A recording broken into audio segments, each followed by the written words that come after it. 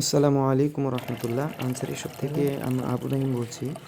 আমাদের প্রজেক্টে আর কি আমরা সিজনাল যে পণ্যগুলি তৈরি করি, এর মধ্যে খেজুরের গুড়, আখের সিজনে আখের গুড়, হাতে তৈরি লাল চিনির গুড়, এগুলা।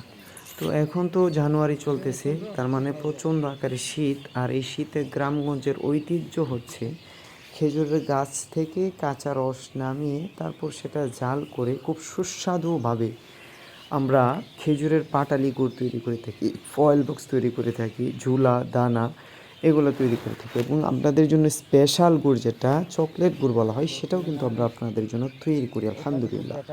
দীর্ঘ 4 বছর যাবৎ আমরা শীতকালে সুনামের সাথে সারা বাংলাদেশে আমরা টুকটাক ডেলিভারি দিয়ে যাচ্ছি।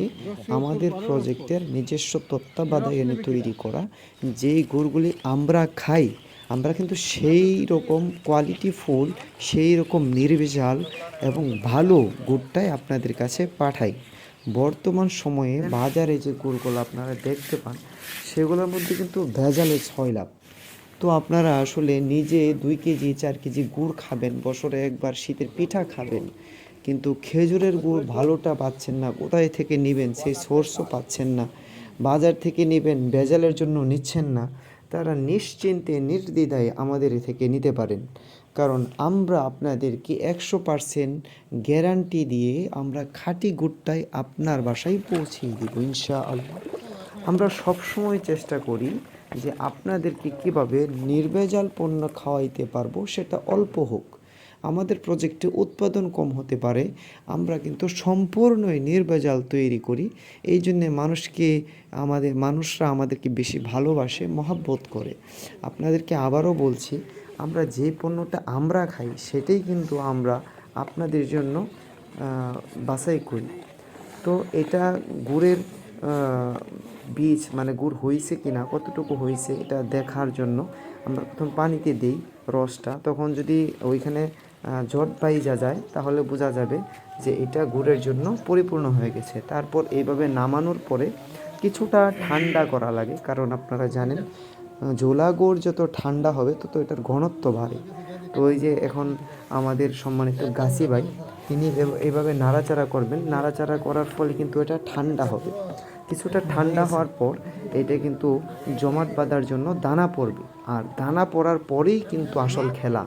তখন এইটা ছোট্ট আকারে বীজ গুড় তৈরি করা হবে, যে বীজ গুড়টা এই রস থেকেই ঘর্ষণের ফলে, গরম রসটা অতিরিক্ত ঘর্ষণের ফলে সেটা জমাট বাঁধবে এবং সাদা চকলেটের আকার ধারণ করবে। সেই চকলেটের আকার যখন ধারণ করে, তখনই কিন্তু আমরা সেটা আবার এই জোলা গুড়ের সাথে মিশ্রণ করে ভালোভাবে গুটি করা লাগে। ভালোভাবে গুটি করলেই সেটা কিন্তু আপনার জমাট বাঁধার জন্য প্রস্তুতি হয়ে যায়। আর জমাট বাঁধার জন্য যখন প্রস্তুতি হয়, মনে করতে হবে তখনই গুড় হয়ে গেছে। অনেকেই বলে থাকেন যে খেজুরের গুড় তৈরি করতে সাদা চিনি লাগে। আসলে কিছুই লাগে না। যদি ভালো দক্ষ কারিগর হয়, তাহলে কিছুই লাগে না। আপনার শুধুমাত্র রসটা জাল করার পর সেই গরম রস থেকে, ঘনত্ব রস থেকে, ওই যে দেখেন কাঠি দিয়ে যেরকম নাড়া ওইখানে ঘষা মাজন করা হচ্ছে, ওই ঘষা মাজার ফলে কিন্তু এখানে চকলেট হবে।